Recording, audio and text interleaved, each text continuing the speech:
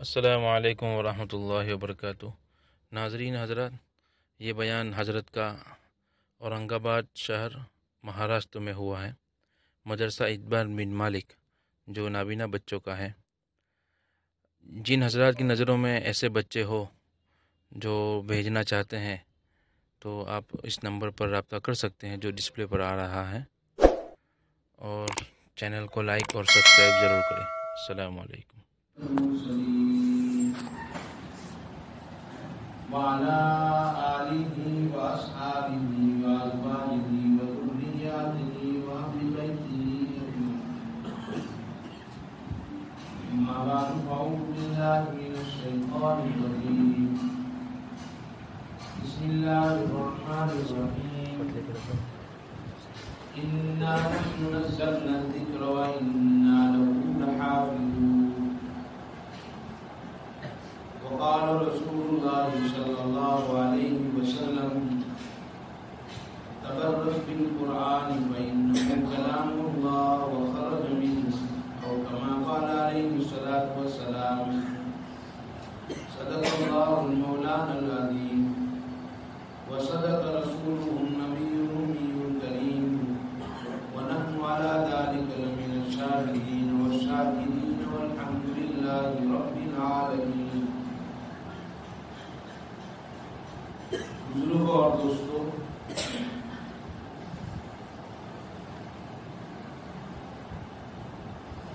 بچے نے ماشاءاللہ بہت عمدہ تقریر فرمائی۔ اس میں آیت پڑھی تھی انا نحن نزلنا الذکر وانا له لحافظون۔ تو اس آیت کو سامنے رکھ کر چند باتیں آپ کے گوش و گزار کرنا چاہتا ہوں۔ سب سے پہلے جو حدیث پاک میں نے پڑھی ہے اس پر میں گفتگو کروں گا۔ نبی کریم صلی اللہ علیہ وسلم فرماتے ہیں قرآن سے برکت حاصل کرو، اس لیے کہ قرآن اللہ کا کلام ہے اور اللہ کے اندر سے نکلا ہوا ہے۔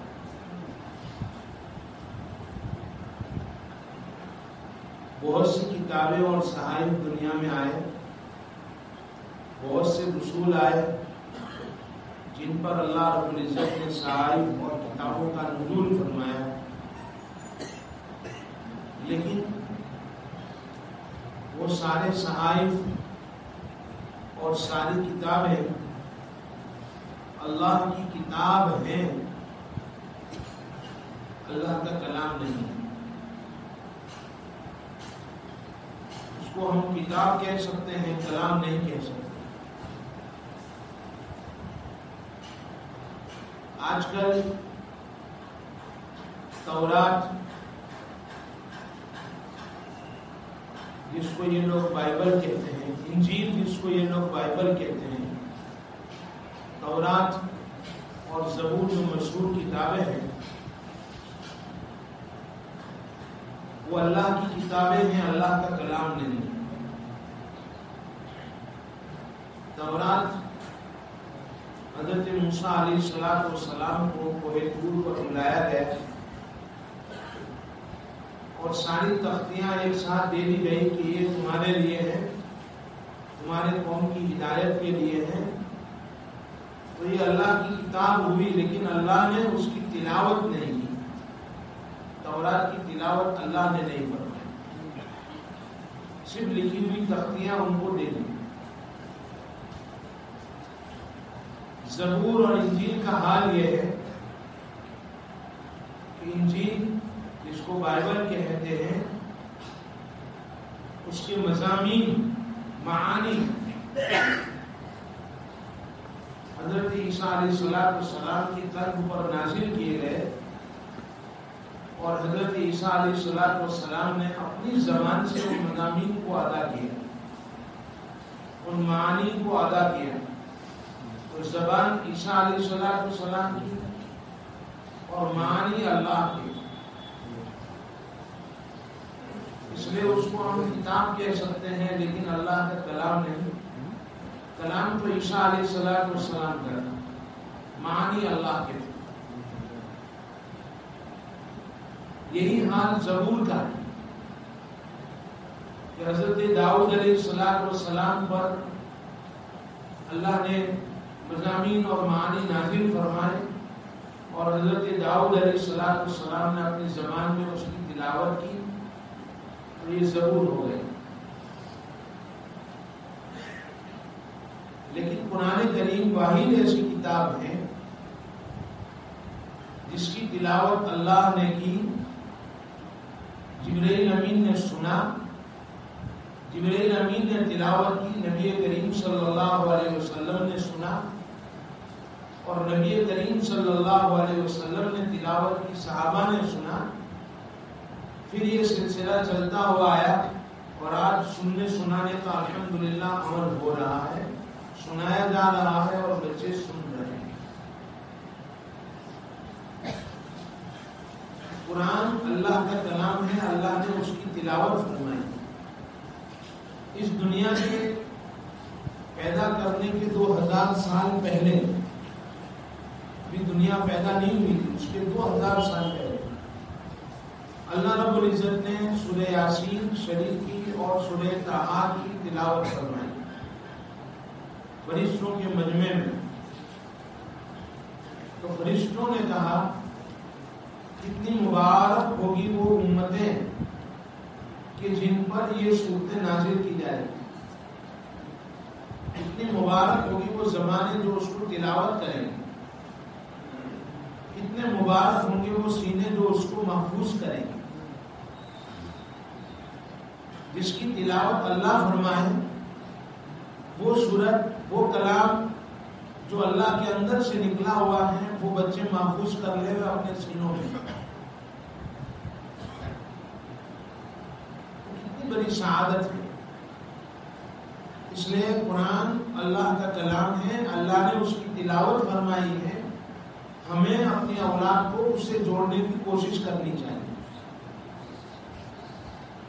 آج کل ہم انگلش کے لیے، سائنس کے لیے، میتھس کے لیے کتنا پیسہ خرچ کرتے ہیں، اس کے ٹیوشن میں کتنا خرچ کرتے ہیں، لیکن اللہ کے کلام کے لیے کتنا خرچ کر رہے ہیں. ہمارے یہاں مدرسے میں 50 روپے فیس طے کی گئی، تو لوگوں میں شور ہو گیا کہ مدرسے میں 50 روپے طے کر لیے. 50 روپے کیوں گئے؟ یعنی قرآن سکھانے کے لیے 50 روپے پر سوال ہوا. قدر نہیں ہے ہم کو. اس لیے نبی کریم صلی اللہ علیہ وسلم نے فرمایا تبرک بالقرآن، قرآن سے برکت حاصل کرو. قرآن اندر سے نکلا ہے، اللہ کے اندر سے نکلا ہے. میں بول رہا ہوں تو میرے اندر سے کلام نکل رہا ہے. ایسے اللہ نے قرآن کی تلاوت فرمائی تو اللہ کے اندر سے نکلا ہے. گویا کہ قرآن اللہ کا باطن. قرآن پڑھ کر انسان اللہ کے باطن سے جڑتا ہے.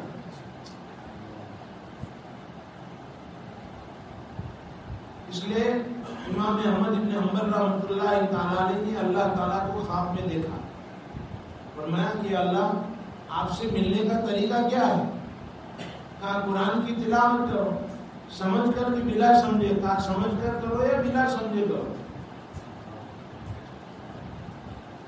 اللہ سے مل جاؤ گے، کیونکہ اللہ کا کلام ہے. اگر ایک آدمی اس کی کتاب پڑھی جائے خوش ہوتا ہے، تو ایسے ہی اللہ کی کتاب اور اللہ کا کلام پڑھا جائے تو اللہ خوش ہوتے ہیں. روایتوں میں آتا ہے کہ گانا گانے والی گانا گاتی ہیں اور اس پر لوگ خوشیاں مناتے ہیں. اللہ رب العزت قرآن کی تلاوت سن کر اس سے زیادہ خوشیاں مناتے ہیں. اب ہماری زبان سے قرآن کی تلاوت اللہ سنے اور اللہ خوش ہوئے، کتنی عجیب بات ہے. اللہ تعالیٰ ہم کو صحیح معنی میں قرآن سے جڑنے کی توفیق عطا فرمائے، اپنی اولاد کو قرآن کی تعلیم سے وابستہ کرنے کی توفیق عطا فرمائے. جو حضرات خرچ کرنا ہے ان بچوں کے اوپر، واقعی میں وہ خوش نصیب ہیں کہ اللہ کے کلام پر خرچ ہو رہا ہے، اللہ کے کلام کی نسبت پر خرچ ہو رہا ہے۔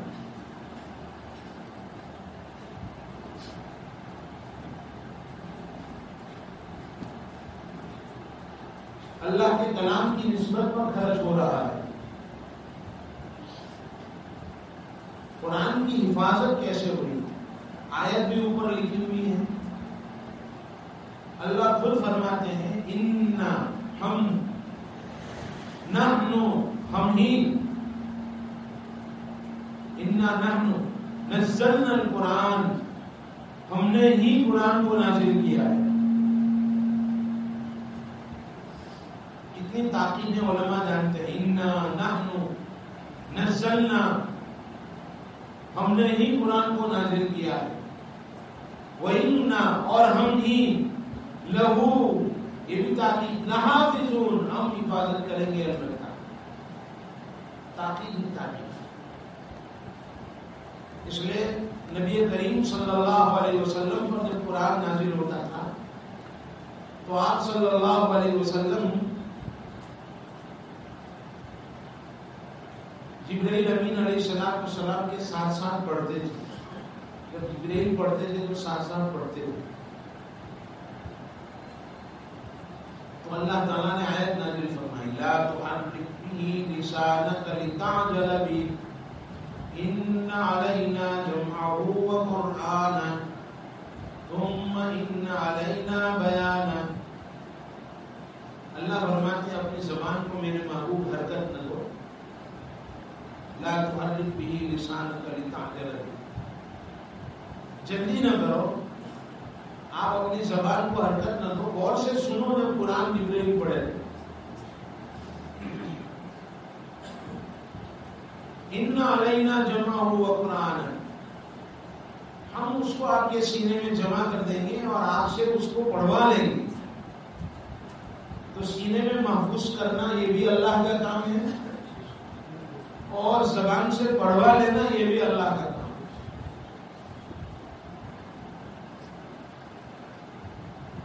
یہ الحمدللہ معذور بچے ہیں جنہوں نے حفظ کر لیا، مکمل کر لیا 1.5 سال کے اندر۔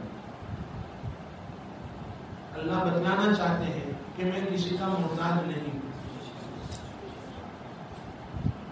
ایک واقعہ سناتا ہوں، بہت عبرت کا ہے۔ ہمارے ایک دوست تھے مولانا ایوب صاحب رحمۃ اللہ تعالی علیہ، کورونا میں انتقال ہو گیا۔ ایک ملک ہے افریقہ کا ملاوی ملک ہے، اس میں وہ کالوں میں کام کرتے تھے، جو حبشی بچے ہیں، کالے بچے ہیں، ان میں کام کرتے تھے۔ مولانا پڑھا رہے تھے، بچے حفظ کرتے ہیں، کتابیں پڑھتے ہیں، عالمیت میں عالم بنتے ہیں۔ تو ایک بچہ آیا پورا ننگا، بدن پر کوئی کپڑا نہیں، اور آ کر وہیں کلاس سے باہر سے کچھ کلام کر رہا۔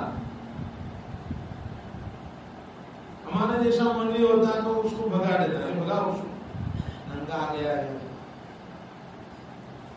لیکن مولانا اٹھ کر گئے اور اس سے پوچھا کیا کہتے ہو؟ تو وہ بچہ ننگا یہ کہہ رہا تھا کہ مجھے پڑھاؤ گے؟ مولانا نے اس کو ننگا بٹھا دیا، بیٹھ ابھی تو بیٹھ جاؤ۔ پھر اس کے لیے کپڑے کا انتظام کیا کہ مولوی لوگ ہوتے ہیں بیچارے، دوسروں کے پاس مانگتے ہیں، اپنے لیے نہیں مانگتے ہیں بھائی، وہ اللہ کے لیے مانگتے ہیں۔ ہمارے ایک محسن تھے، 40 سال سے میڈیکل میں وہ خرچہ دے رہے تھے۔ ہماری میڈیکل بھی ہے، دواخانہ ہاسپٹل، اس میں وہ خرچہ دیتے تھے ڈاکٹر کا۔ اب برائی بیان کرنے والے تو ہوتے ہی ہیں، کسی نے کہا ہوگا کہ انہوں نے پیسے بند کر دیے۔ ہم نے ان سے کہا کہ آپ بند کیوں کر رہے ہو؟ آپ کے کھاتے میں سے، آپ کے بینک کے اکاؤنٹ میں سے ڈاکٹر کے اکاؤنٹ میں جاتے ہیں، ان میں کوئی کھا جاوے، بیچ میں کوئی واسطہ ہی نہیں ہے۔ آپ کے اکاؤنٹ سے پیسے ڈاکٹر کے اکاؤنٹ میں جاتے ہیں. پھر بیچ میں کھانے والا کون آیا؟ یہ آپ کو خواہ کے لوگ بات بھڑکا رہے ہیں، سمجھا رہا تھا میں، اور ان سے عاجزی کر رہا تھا. کہاں پر؟ بیت اللہ میں، مطاف میں. تو میرے ساتھ ایک آدمی تھے، دوست، کو مجھے کہنے لگے کہ من صاحب، اللہ کے گھر میں آپ بندے سے مانگتے ہو، اللہ سے مانگ لو. میں نے ان سے کہا کہ میں نے یہی نیت کی تھی کہ میں اب بندے سے مانگوں گا نہیں، لیکن مجھے کسی نے آواز دی اور کہا، کان میں آواز آئی کہ اس کی نیکی 40 سال سے جاری ہے، تو نیکی جاری رہے، اس لیے اللہ کے لیے مانگ. تو میں اس کے پاس اللہ کے لیے مانگ رہا ہوں، اپنے لیے نہیں مانگ رہا ہوں. اللہ اس کا انتظام فرمائیں گے، وہ نہیں دیں گے، دوسرا انتظام اللہ کریں گے.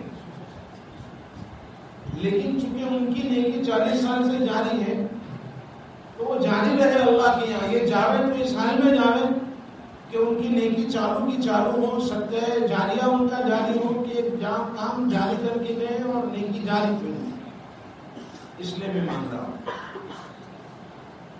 بہرحال مولانا نے اس بچے کو بٹھا لیا، اس کا انتظام کیا، اور یہ بچہ چند سالوں میں حافظ ہو گیا.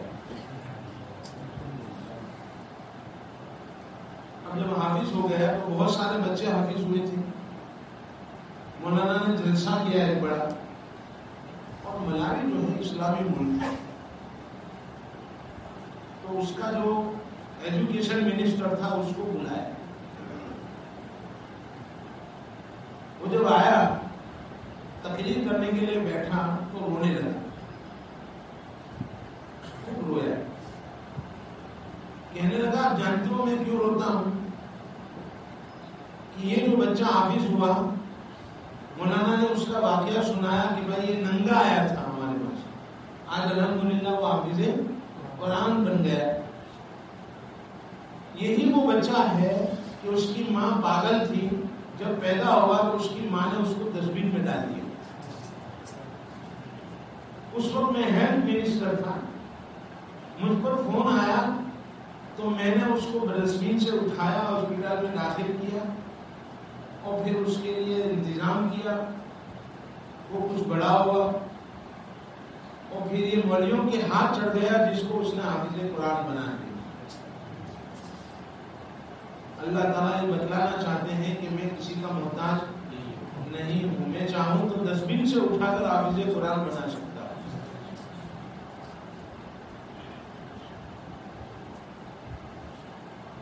ہمارے حضرت مفتی احمد صاحب خانپوری دامت بچہ نے فرمایا تھا ایک مرتبہ، یہ مالک آئے، کہنے لگے کہ آج حلف میں ہمارا بچہ تو جلسہ کا حافظ قرآن بنا.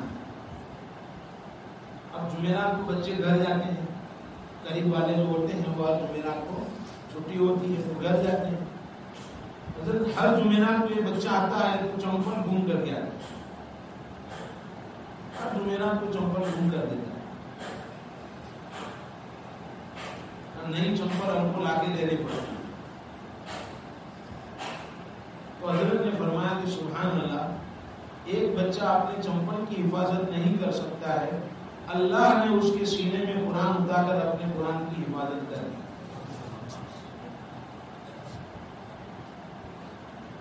تو اللہ نے فرمایا انا نحن نزلنا الذکر وانا لہ لحافظون.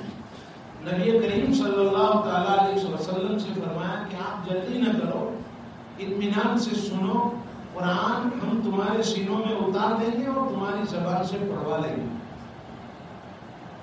نبی کریم صلی اللہ علیہ وسلم کی وصال کے بعد حضرت عمر فاروق رضی اللہ تعالیٰ عنہ نے حضرت صدیق اکبر رضی اللہ تعالیٰ عنہ سے فرمایا کہ نبی پاک صلی اللہ تعالیٰ علیہ وسلم دنیا سے تشریف لے گئے، اب جو قرآن ہے اس کو آپ جمع کر لیں. اس زمانے میں چمڑے پر لکھا جاتا تھا، کپڑے پر لکھا جاتا تھا، درخت کی چھالوں پر لکھا جاتا تھا، کاغذات کا زمانہ نہیں تھا.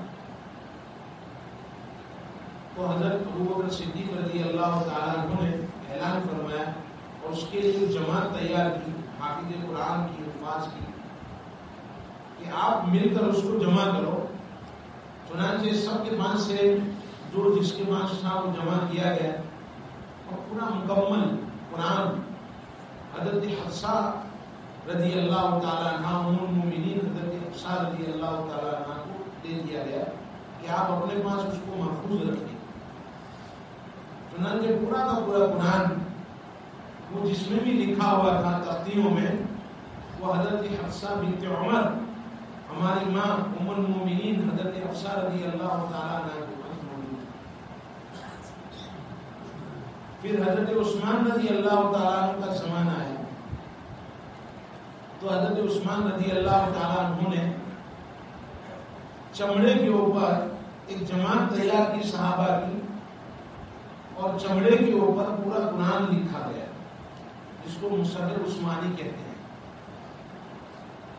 ان صحابہ کرام نے جیسا لکھا اب قیامت تک اس میں کوئی تبدیلی نہیں ہوتی، کوئی تبدیلی نہیں ہوتی، اور 7 نسخے بنائے اور مختلف بلادوں میں اس کو پھیلا دیا کہ اس کے مطابق اپنا نسخہ تیار کرو۔ پھر اس کے بعد پریس کا زمانہ آیا تو دشمنان اسلام نے 40,000 نسخے تیار کروائے الگ الگ پریس میں، کہ کہیں نقطوں کا فرق تو ہوگا، زبر زیر پریس کا فرق ہوگا۔ ہم کتاب لکھتے ہیں تو ہم جانتے ہیں کہ کتاب لکھنے کے بعد جب دیکھتے ہیں اتنی ساری پروف ریڈنگ ہوتی ہے، اتنے سارے لوگ دیکھتے ہیں، اس کے باوجود بھی اس میں غلطیاں رہ جاتی ہیں، اغلاط ہوتی ہے اس میں۔ بعض لوگ پھر متوجہ کرتے ہیں کہ یہ غلط ہے، یہ غلط ہے۔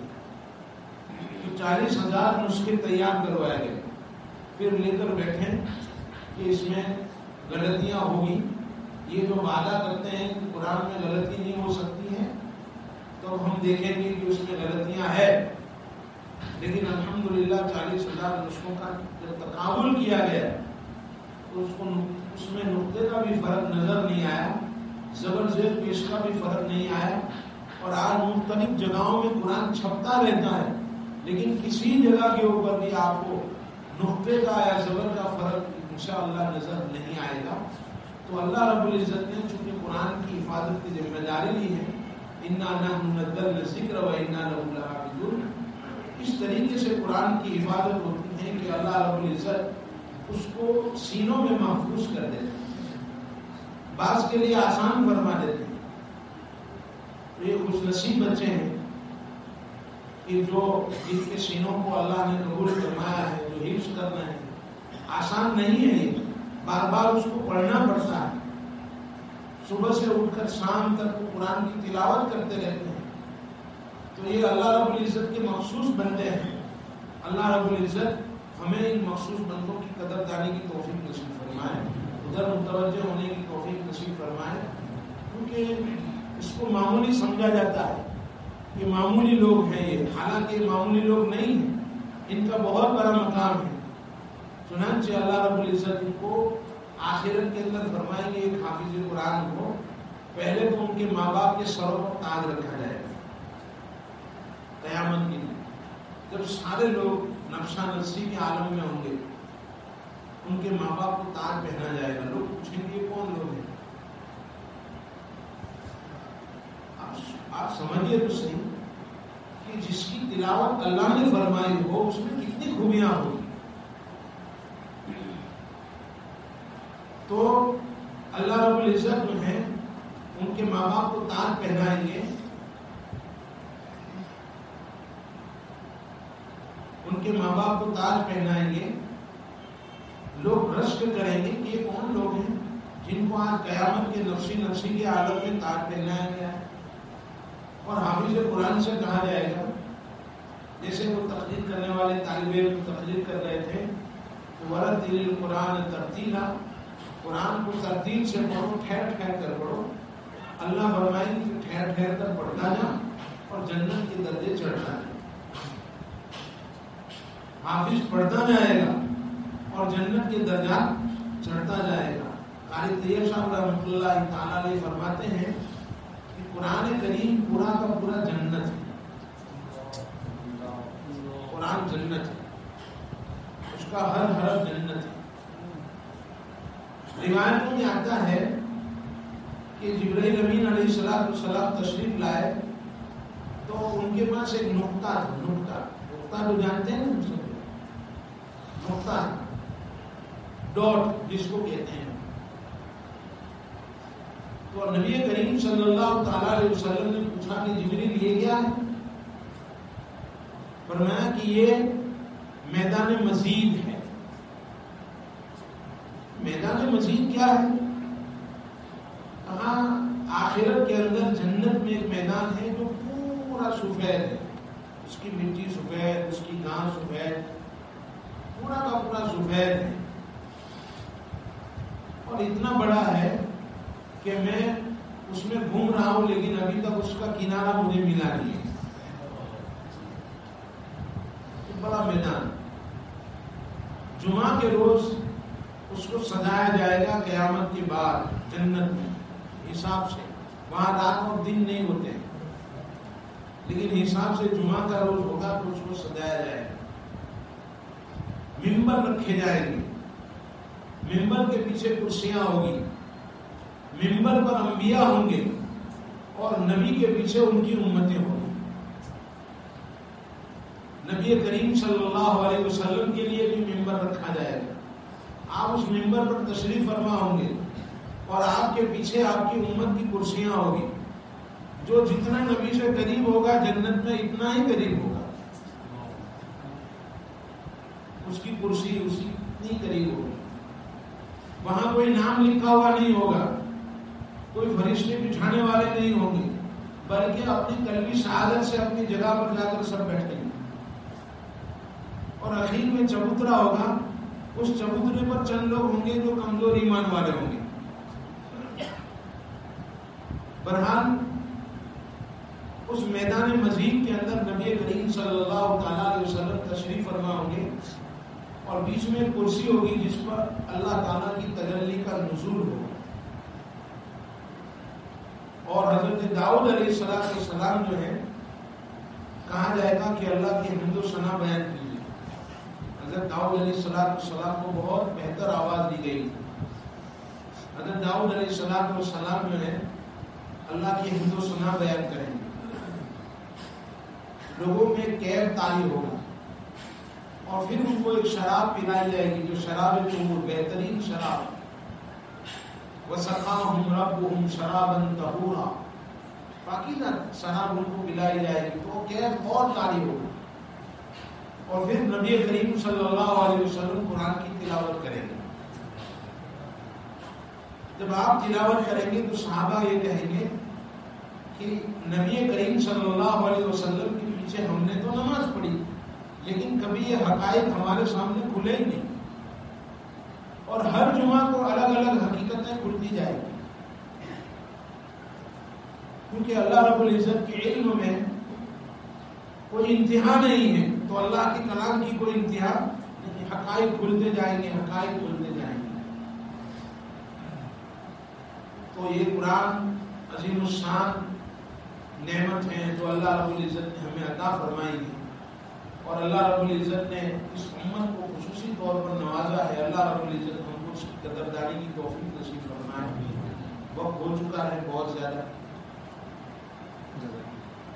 اس لیے اب ہم اپنی مجلس کو ختم کرتے ہیں. دعا کرتے ہیں کہ جو لوگ اس مدرسے کی تعین کرتے ہیں اور اس مدرسے کی طرف توجہ کرتے ہیں، اللہ ان کے مال میں، عزت آبرو میں خوب برکت نصیب فرمائے.